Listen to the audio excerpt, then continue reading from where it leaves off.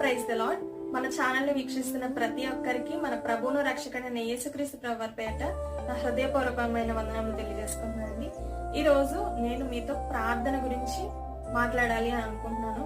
అసలు ప్రార్థన అంటే ఏంటంటే దేవునితో మాట్లాడడం, దేవునితో డైరెక్ట్ గా మనం మాట్లాడడం. అంటే మన విన్నపాలన్నీ కూడా ఎవరితో చెప్పుకోవడం? దేవునితో చెప్పుకోవడం. మనకి ఇష్టమైన వాళ్ళతో మనం ఫోన్ లో చాలా గంటల తరబడి మాట్లాడుతూ ఉంటాము. కానీ ప్రార్థన అంటే డైరెక్ట్ గా దేవునితోనే మాట్లాడడం. ఒకనాడు మోషే గారు ప్రార్థన చేస్తే దేవుడు ఆకాశం నుండి మన్నాను కురిపించారు. అలాగే యెహోషువ గారు ప్రార్థన చేస్తే సూర్యచంద్రులను కూడా ఆపిన సందర్భాలు మనకు కనిపిస్తున్నాయి. అంటే ప్రార్థన ఎంత ప్రాముఖ్యమైనదో మనకి దీన్ని బట్టి అర్థమవుతుంది. కాబట్టి మన ఆత్మీయ జీవితంలో మనం ప్రార్థన చేస్తున్నామా? ఒకసారి ఆలోచించండి. ప్రార్థన యొక్క ప్రాముఖ్యతను గుర్తించండి. కాబట్టి మీ అందరూ ప్రార్థన చేస్తూ డైలీ దేవునితో మాట్లాడతానని కోరుకుంటూ నా మాటలు ముగిస్తున్నాను. అందరికీ వందనాలు.